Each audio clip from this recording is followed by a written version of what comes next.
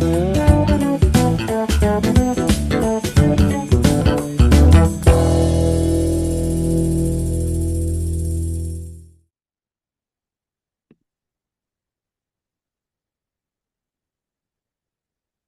right, so welcome everyone. Good morning, Karen, and good afternoon and good evening for everyone. Welcome. It's a real pleasure for me to moderate today's webinar and to host and introduce Professor Karen Lee Ashcraft. Most of you know her, but Karen is in the College of Communication, Media Design and Information, Department of Communication at the University of Colorado Boulder, and her scholarship examines how relations of difference like gender, race, sexuality shape various scenes of work and organization, from social services to commercial aviation to academic labor. Across this work, she has consistently explored how governance, culture, identity, and everyday practice become entangled in powerful and often invisible ways. Her research appeared in our highly reputable journals such as Academic Management Review, Administrative Science Quarterly, Communication Theory, Management Communication Quarterly. And she is a fellow of the International Communication Association, recipient of the I.C. Frederick Jablin Award for Outstanding Contribution to Organization Communication. And her recent publications, so yeah, just when I look at her recent publications, some of them I will go and read. One of them is Ready to Detox from Neoliberal Publishing. Let's write for translation together. I'm looking for reading that piece. And also, she is one of the authors of the editorial piece appeared in Equality, Diversity, and Inclusion and International Journal, Voices from the Academia, Response to President Donald Trump's anti-DEI policies. And my favorite, she's the author of the paper called Constitution Amendments Materializing Organizational Communication, which appeared in Academy of Management Annuals in 2009. And we are going to talk about her book, which published in 2022, Wronged and Dangerous. Yeah, I mean, time flies. So on a personal note, I've been hoping to host Karen since the publication. The Wronged and Dangerous. There was a book launch event in Denver while we were there, but we were packing for our repatriation and couldn't attend. And academic life, a lot of duties intervened, so time flies. And yet, I think perhaps there's a certain rightness in timing today with today's title and the questions it raises. So I suspect we will see why this conversation belongs precisely to this moment and onwards. So Karen, welcome and looking forward to listening to you. And which floor is yours? Thank you so much. Thank you for that introduction, for the invitation, and thank you all for joining in what is evening your time. I was delighted when Ozan suggested this title that you see on the screen, in part because it, I think, does double duty. On the one hand, it is the title of the book that I wrote in 2022, as Ozan just mentioned. And on the other hand, I think it is also a fitting name for something that is happening, at least in my neighborhood these days, which is Trump 2.0. So we will attempt to do justice to both of those things. What I want to try to do in today's talk is resituate some of the themes from the book in a way that is responsive to what we often call over here Trumpian times. So I'm aware that writing from a US cultural context, there's considerable limitations to that. And so I hope in the Q&A you will keep me honest, and I look forward to hearing what resonates and what does not with you. So let's start with that resituating, if we could. I think at this point it is widely said, perhaps it's even a truism, that we live in post-truth times. And there's no shortage of analyses as to how we got here. So academics from Jody Dean and communicative capitalism, or political science, Nadia Urbanati and audience democracy. But the basic gist of these analyses is that with the rise of social media, participatory platforms, all kinds of networked economies like that, we're in a situation where not just information, but also sensation, feeling is transmitted with new reach, speed, and force. And that has resulted in basically a boom in feeling. So many people call this, you're probably familiar with the term, affective intensification. Now, this boom in feeling has trended toward polarization, usually called affective polarization. And that has led to a number of things like eroded trust in shared symbols or meanings, eroded faith in common institutions. And meanwhile, we have affect flying around the networks and in abundant supply and variety, and it has become the primary social adhesive. So this kind of leads to a situation where feeling plays an ever more present and forceful role in truth claims. This is usually what's meant by post-truth, and a way of explaining it, which I've abridged on the slide as feeling gone wild. Now, our usual responses to this situation, after we stop groaning about it and complaining that this is a horrible state of affairs, is to say what we need is more critical thinking.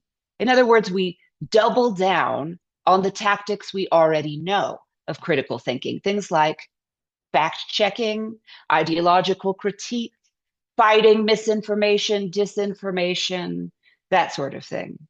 Now, my position today, in my brief time here, I'm going to try to make this case, is that that response, the call for more critical thinking, is a form of what Lauren Berlant calls cruel optimism, meaning it's a hope that cannot come true.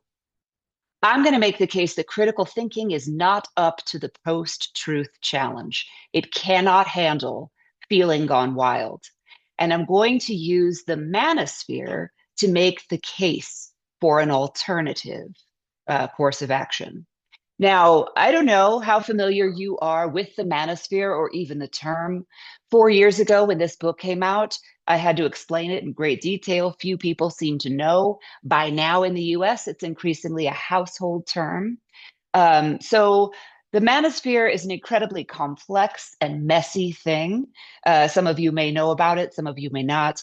I want to move in 4 steps today to try to characterize it and its role in global politics and why we might be rethinking critical thinking as a result. So the first step is simply to get our heads around the manosphere. The manosphere is, at its most basic, the online phase of anti-feminist men's movements that started cropping up in the 1970s. So in that sense, it's nothing new, just a new medium. But the name manosphere came about in the 2010s to mark a kind of new collective dynamism. Like it was evident that some sort of digital organizing that was new is occurring here. By now, 20 years later, the manosphere is an enormous mishmash of videos, blogs, podcasts, lifestyle programs, news sites, support groups, and a whole lot of commerce. It's a huge maze. And so that makes it kind of difficult to understand. And so what I want to do here is say a few things about its features to help us grasp it. The first thing is that the manosphere isn't exactly an entity. It's not an organization. It certainly also isn't an ideology. All kinds of ideas and ideologies circulate on the manosphere, and many of them disagree. The manosphere is best understood as a web of feeling, in keeping with the analysis I mentioned at the beginning. a web of feeling. And the particular feeling that we can name that circulates around the manosphere is what I call aggrieved manhood. I'm kind of elaborating from Michael Kimmel's work on aggrieved entitlement. And aggrieved manhood, if I could just distill it for our purposes, is that feeling, that gnawing, kind of festering conviction that real men are under attack and it's unfair and they need to stand up and fight back. We need a world of more manly men, especially, and sometimes this goes unsaid, the straight, white, Western, in some contexts, Christian kind. That's what I mean when I talk about the feeling of aggrieved manhood, and it circulates all through the manosphere. It is what binds the manosphere. It's the glue. Now, it might help for some of you if I name some names. So what I'm going to do here is just talk about all the different kinds of figures and groups that the manosphere captures. People like Jordan Peterson, the famous, I think, globally, Andrew Tate. In the US, folks like Tucker Carlson or Steve Bannon, close advisors to the current administration, but also a bunch of far-right groups, again in the US, like the Proud Boys, all kinds of separatist men's groups. Now many people know the term incels as one example. All manner of cyber misogyny, from trolling to cyber stalking to revenge porn to hate campaigns that are more coordinated. And of course, a marketplace that sells ways to boost your manhood, whether that is pickup artists, so through heterosexual conquest, or through the wellness industries, bodybuilding, semen count enhancement, you name it. Now, you may listen to that list of characters and groups and think, come on, that's not one thing. And I understand what you mean. The manosphere is characterized by massive fragmentation, wildly different groups that are often competing with one another. But do not be fooled by this fragmentation. The term manosphere is meant to capture their connective tissue, the fact that even when they are fighting, they are working toward a common purpose, which is drawing attention to aggrieved manhood in 1,000 different ways in order to generate value of 1,000 different kinds. So by this point, the manosphere is not properly understood as simply an online economy where aggrieved manhood is circulating. It is also, and long ago, skipped offline. You can find the manosphere in pubs, in churches, in workplaces, in schools. You can find it in children's bedrooms. It is everywhere. And we are not just talking about men who are affected by it. Certainly women subscribe to manospheric norms as well. So this is what I mean when I say on and offline, the manosphere is a vast worldwide attention economy. Okay, this is my effort to condense the manosphere to something we can grasp in order to move to a second step, which is understanding the manosphere as a major player in global events. And here I'm specifically talking about global politics. Now, the book that I wrote in 2022, Wronged and Dangerous, was trying to offer a different explanation of a very common question at that time, which is, why have we seen this global surge of the far right? And I offered that different explanation by asking a different question. What I would like you to notice as I talk through this is this big shift, that I am moving from asking why, for what reason did the far right surge, to how, on what energy, or by what means, on what fuel. Very different questions. I've highlighted it there as a shift from content, what are the reasons given, to movement, what animates people, what is lighting them up, what is spreading and circulating. One way I like to characterize this is with a kind of analogy of a fire.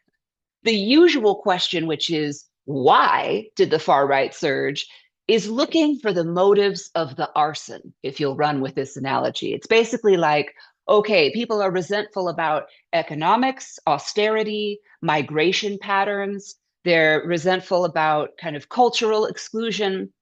And all of this adds up to populism. The people, are resentful of the elite establishment. That resentment's boiling over. That's what you have. Those are the motives.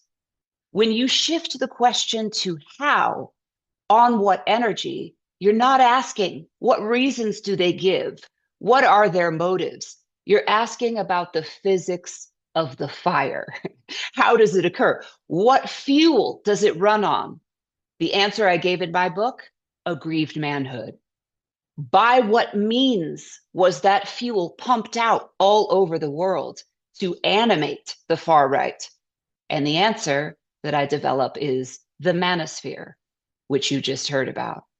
In sum, a decade of online culture wars, and here we're talking about 2007 to 2017-ish, galvanized the feeling of aggrieved manhood into an adaptable, renewable energy stream for the far right. You could abridge that as not this is populism, but this is white male supremacy dressed up as populism. Okay, now I want to be clear about something because I find people often mistake what I'm saying. I am not saying that gender or masculinity is the most important reason or the most important thing on the far right agenda. I am not saying that. What I am saying is that this form, this feeling of masculinity, is how the far right moved around the world. That is, it traveled and stoked energy across cultures by riding on binary resentment. Manly rights have been wronged. Now, this is increasingly obvious, I think, much more obvious than it was when this book came out 3.5 years ago. But in case you doubt me, all you need to do is look at the style guides of content creators for the manosphere, which expressly say, start with manly rights, wronged. Start with anti-feminism. This is how you lure particularly young boys in. Now that leads me to step 3, which is, okay, we've talked about the manosphere as a player in recent global politics, a major player. Now let's try to understand how it works. And this is where it becomes a beautiful example of post-truth in action. The manosphere works just like most post-truth practices do, by affective intensification, which I mentioned earlier and defined as like the heightened kind of commodification and circulation of sensation. So when you look at the tactics of the manosphere, it generally begins with something that some people have aptly named the slow red pill. That is, you do not bombard young people who you're trying to reach with radical ideologies. You lead with pleasing sensations of self.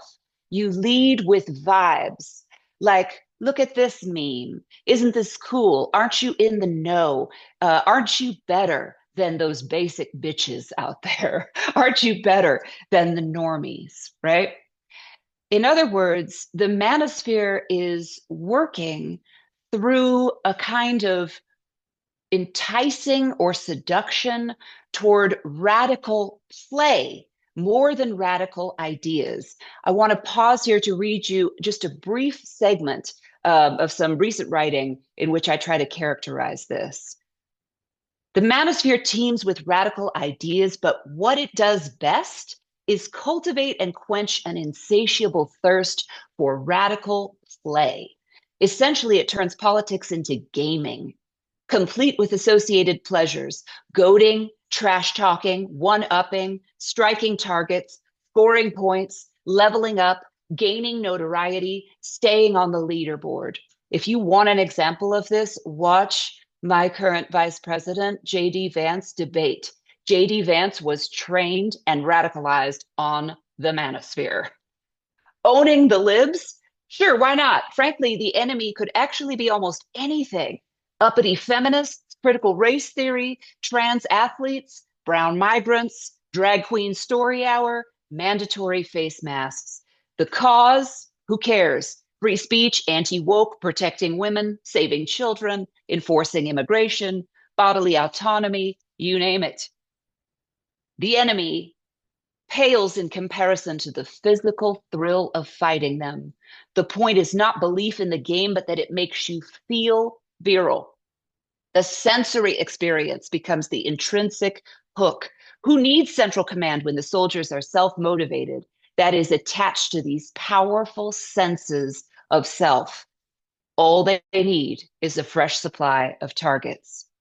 If we boil that down, what I am suggesting is that the manosphere works not so much by ideological radicalization, though that is usually the term that we hear, and it is the thing that we fear, but it's working by another means, which is physical radicalization, or a radicalization of the senses. It is coaxing the nervous system all around the world toward autonomic reflexes, like wanting to strike again, give me a target, like let's get that rush of virile feeling.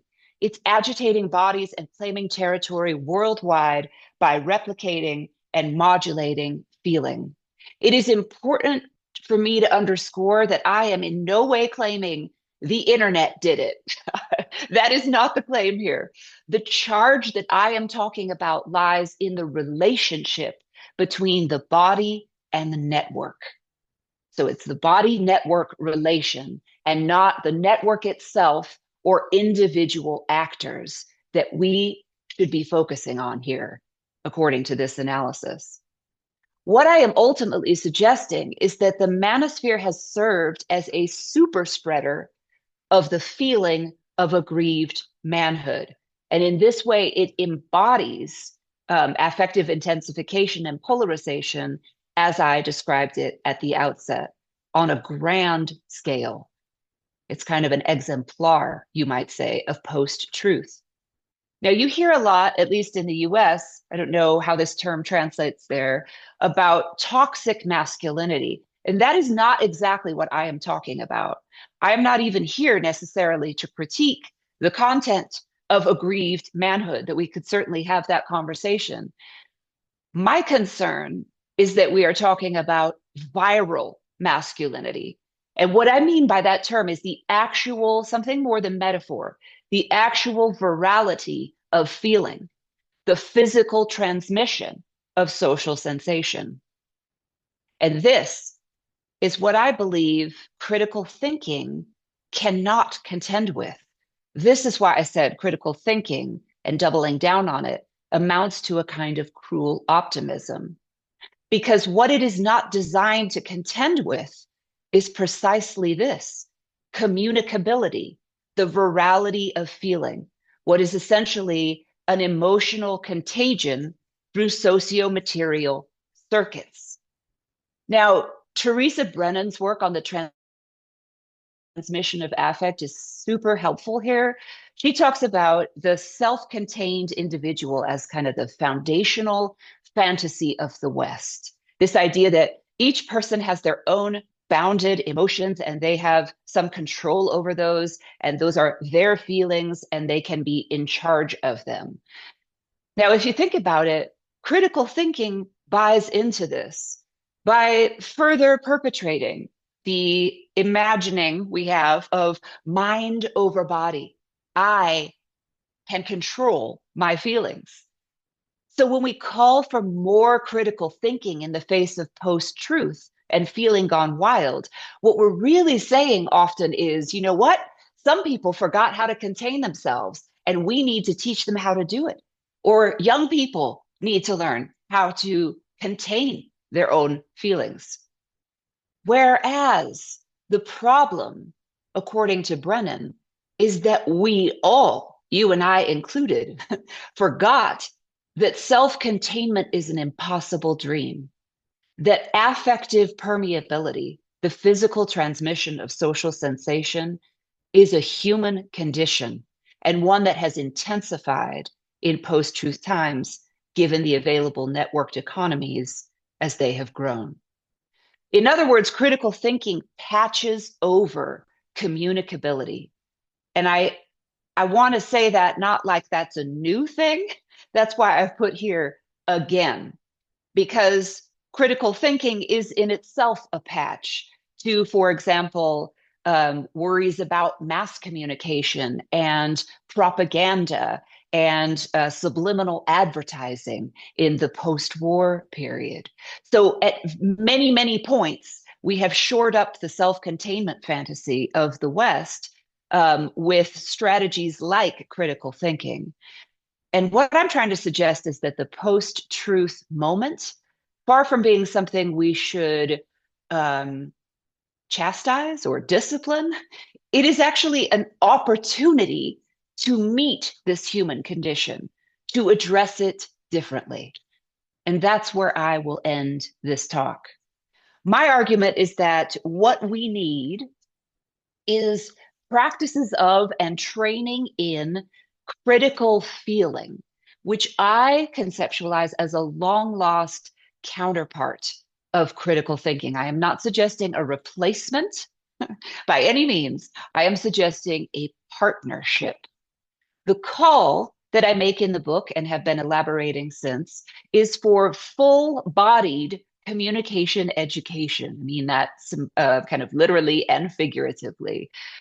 What I contend is that we would do well to let go of the self-containment fantasy and learn how we feel under the influence. A good metaphor that can help people think this through is to imagine the body as having front and side doors or entrances, gateways.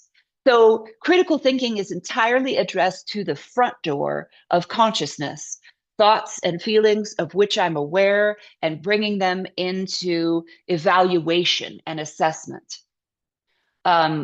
Meanwhile, with all our attention on the front door, the side doors, what we might call the sensory portals or the sensory gates, our olfactory, our nervous systems, touch, things of this sort.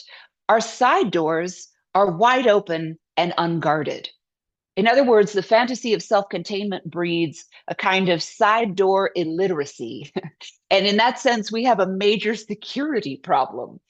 It turns out that Western trained bodies, ironically, are most vulnerable to viral feeling, like what I have called viral masculinity. Critical feeling is defined by me as practices that awaken these portals of communicability. And you can actually see a lot of this happening in different fields and even sort of populist movements like take back your attention from social media, from Trump's constant barrage of attention grabbing, right? All of those are, in a way, efforts to notice how my body is getting appropriated toward other interests, a kind of physical radicalization, of physical persuasion, as I mentioned before. So when we're working with communicability, we're working with the transmission of feeling at a more subtle bodily level. I have developed, and will be happy to share if you want to discuss these, guiding questions that sort of parallel the guiding questions that we associate with critical thinking. So instead of like, what are my sources for this idea and are they credible? We might ask, where did this feeling come from? When and where and how did I first encounter it? And are those sources credible, or are they invested in me feeling this way? If I continue to feel this intensely, who is most affected and how? Those kinds of questions. Critical feeling, as I am characterizing it here, is different from, and many people have heard, versions of this concept and said, right, that's why we need to fight disinformation and misinformation flows. And yes, of course we do. But notice that those campaigns tend to focus once again on content, the flow of content, and not the flow of feeling. I am not, to be clear, trying to make some sort of separation or clean cut between feeling and content. Obviously, they are enmeshed, What I am talking about is their relationship. And I'm suggesting that that relationship has shifted such that though we like to focus on content, that is no longer in the lead. Feeling is in the lead. That is the lesson of affective intensification. And when that is the case, we have to be focused on movement, not just content. We have to be focused on how, not just why or what reasons are given. So what I am saying here is not a reversal of mind over body. I am not suggesting body over mind. As you see on the slide, I'm suggesting mind with body, mind as part of a body that is communicating in many fleshly languages, to use Brennan's phrase. So the argument here is not to abandon critical thinking by any means, obviously necessary, but to strengthen it with its long lost friend, critical feeling. Now, I can give you examples from multiple arenas of practice and at multiple levels. One thing I might just invite you to do is consider how journalistic practices would change if they were guided by critical feeling. Instead of reporting on the latest manosphere darling like Andrew Tate's Every Transgression, for example, we might be tracing how the feeling that Andrew Tate spews circulates. How does that happen? How is it reaching boys? How are boys and girls increasingly summoned to its call, right? So journalistic practices could take an entirely different focus were they guided by critical feeling. Similarly, we could think of this in terms of parental conversations. Many parents now struggle to discuss the manosphere with their especially young boys. And having that conversation through critical feeling, what happens in your body when you watch these videos? And what does that feel like? And what does it make you want to do? And who does it hurt? And who does it help, right? A totally different kind of conversation than these are bad ideas, which would be more of a critical thinking conversation. We could also think about this in education. Instead of simply teaching people how to think critically, we could teach students at all levels of education how their bodies communicate with networks, how sensations are coming through the front door and guiding our fingers to click on things and captivating our eyes and raising our pulses, right? We could teach people to understand a kind of sensory education in communicability. These are just some examples. If you really want to sink in to a demonstration of critical feeling, and it's both painful and illuminating, I would suggest, if you haven't already, trying the Netflix series, miniseries, Adolescence, which picks up with precisely what we have talked about today, the aftermath of viral masculinity. The series itself, I won't give you an analysis, don't worry, because my point actually isn't to analyze it, but to suggest that you experience critical feeling by watching it, by becoming immersed in the practice that it embodies. But it's really a clean example of shifting from content and motive, the arson's motive, to movement and the physics of the fire. You can see in the picture there, the boy that the story is about, his name is Jamie. But the question of the series is not, what were Jamie's motives? What does Jamie believe? It's not about the self-contained individual Jamie. The question of the series is, how do Jamies, plural, happen? How does this happen? What is this feeling? Where does it come from? Can we trace it around multiple sites? So I offer this as perhaps the most tangible and in-depth demonstration of critical thinking in action. Critical feeling, excuse me.